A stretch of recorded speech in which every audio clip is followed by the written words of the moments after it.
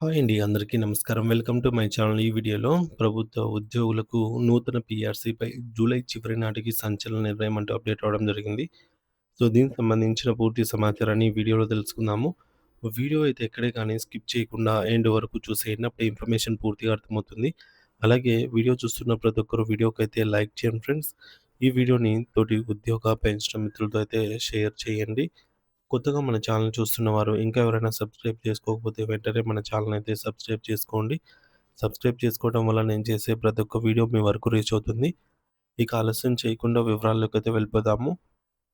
Friends, ఇక విషయానికొచ్చినట్లయితే తెలంగాణ రాష్ట్రంలోని ప్రభుత్వ ఉద్యోగులు, ఉపాధ్యాయులు మరియు పెన్షనర్ల చిరకాల డిమాండ్ అయినటువంటి కొత్త వేతన సవరణ సంఘం పీఆర్సీ నివేదికను ప్రభుత్వం తక్షణమే బహిర్గతం చేసి అమలు చేయాలని చెప్పేసి తెలంగాణ రాష్ట్ర ఉపాధ్యాయ ఫెడరేషన్ టీఎస్‌యూటీఎఫ్ హన్మకొండ జిల్లా అధ్యక్షులు సిహెచ్ రవీంద్రరాజు గారు డిమాండ్ చేశారు.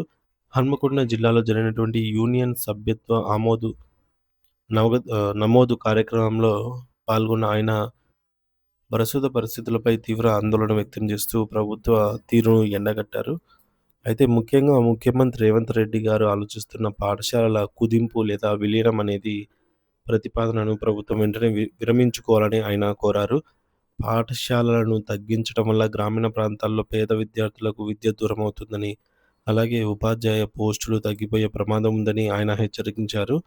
విద్యా వ్యవస్థను బలోపేతం చేయాల్సింది పోయి ఇలా పాఠశాలలను మూసివేయాలని చూడటం సరైన పద్ధతి కాదని ఆయన స్పష్టం చేశారు. గతంలో రాష్ట్ర స్థాయి ఉద్యోగ, ఉపాధ్యాయ పెన్షనర్ల జాయింట్ యాక్షన్ కమిటీ జేఏసీతో ప్రభుత్వం చర్చలు జరిపినప్పుడు జూన్ నెల చివరి నాటికి పెండింగ్‌లో ఉన్నటువంటి డీఏలు ప్రకటిస్తామని, మరియు ఇతర పెండింగ్ బిల్లులను చెల్లిస్తామని ముఖ్యమంత్రి గారు హామీ ఇచ్చారు. కానీ ఇప్పుడు జూలై 10వ తేదీ దాటిపోతూ ఉన్న ప్రభుత్వం ఆ హామీలను నెరవేర్చడంలో ఘోరంగా విఫలమైందని రవీంద్రరాజు గారు విమర్శించారు. అంటే ప్రభుత్వం ఇచ్చిన మాట తప్పడం వల్ల లక్షలాది మంది ఉద్యోగులు తీవ్ర నిరాశకు గురవుతూ ఉన్నారు. కేవలం మాటలకే పరిమితం కాకుండా క్షేత్రస్థాయిలో ఆ నిర్ణయాలు అమలు కావాలని ఆయన డిమాండ్ చేశారు. తక్షణమే పెండింగ్‌లో ఉన్నటువంటి అన్ని ఆర్థికపరమైన అంశాలను పరిష్కరించాలని ఆయన ప్రభుత్వాన్ని కోరారు. ప్రస్తుతం రాష్ట్రంలో జరుగుతున్నటువంటి పరిణామాలను గమనిస్తే కేవలం ఒక ఉపాధ్యాయ సంఘమే కాకుండా అనేక ఇతర సంఘాలు కూడా తమ సభ్యత్వ నమోదు కార్యక్రమాల్లో ఇలాంటి వ్యాఖ్యలే చేస్తూ ఉన్నాయి. అయితే ఇలా విడివిడిగా ఒక్కో సంఘం తమ సభ్యత్వం కోసం లేదా తమ ఉనికిని చాటుకోవడానికి ప్రకటనలు ఇవ్వటం వల్ల పెద్దగా ప్రయోజనం ఉండదు అని జెప్పేసి అభిప్రాయపడ్డారు. మరి ఇలాంటి వ్యక్తిగత ప్రకటనలు లేదా ఒకే సంఘం చేసే పోరాటాలు గౌరవ ముఖ్యమంత్రి గారి దృష్టికి బలంగా వెళ్ళే అవకాశం తక్కువగా ఉంటుంది. కాబట్టి రాష్ట్రంలో అన్ని ఉపాధ్యాయ సంఘాలు, ఉద్యోగ సంఘాలు మరియు పెన్షనర్ సంఘాలు అన్నీ కూడా ఒకే తాటిపైకి రావాల్సిన సమయం ఆసన్నం అయింది.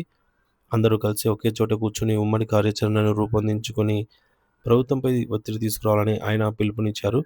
సంఘాల మధ్య ఐక్యత లేకపోతే ప్రభుత్వం కాలయాపన చేసే అవకాశం ఉంది అని జెప్పేసి ఆయన హెచ్చరించారు.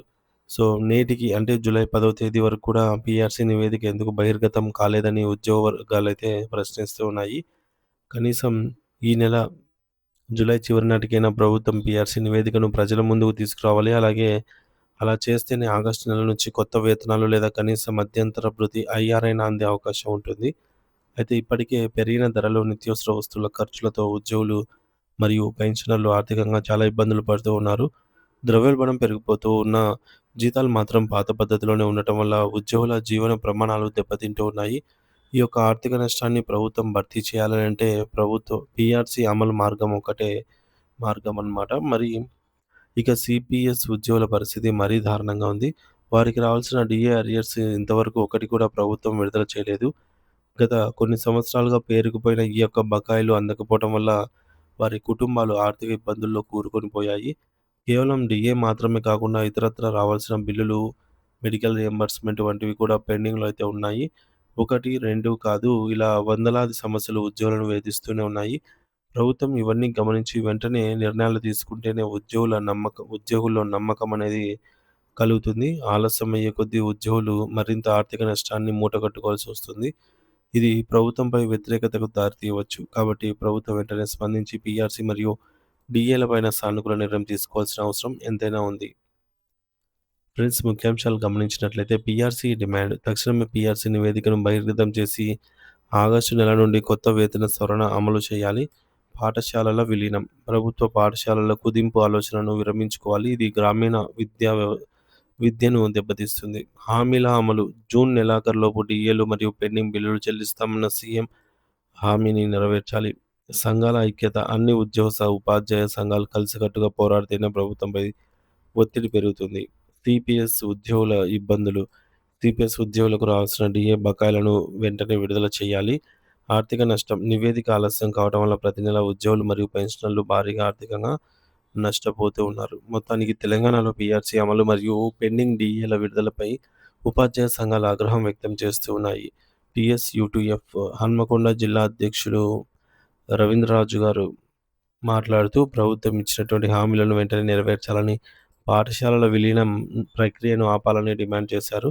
పీఆర్సీ నివేదిక బహిర్గతం చేయడంలో జరుగుతున్నటువంటి కాలయాపన వల్ల ఉద్యోగులు ఆర్థికంగా కృంగిపోతున్నారని, అన్ని సంఘాలు ఏకమై పోరాడకపోతే ప్రభుత్వం స్పందించదని ఆయన హెచ్చరించారు. ముఖ్యంగా సిపిఎస్ ఉద్యోగుల బకాయిలను మరియు పెండింగ్‌లో ఉన్నటువంటి డీఏలను వెంటనే క్లియర్ చేయాలని ఈ సందర్భంగా ప్రభుత్వాన్నైతే కోరారు.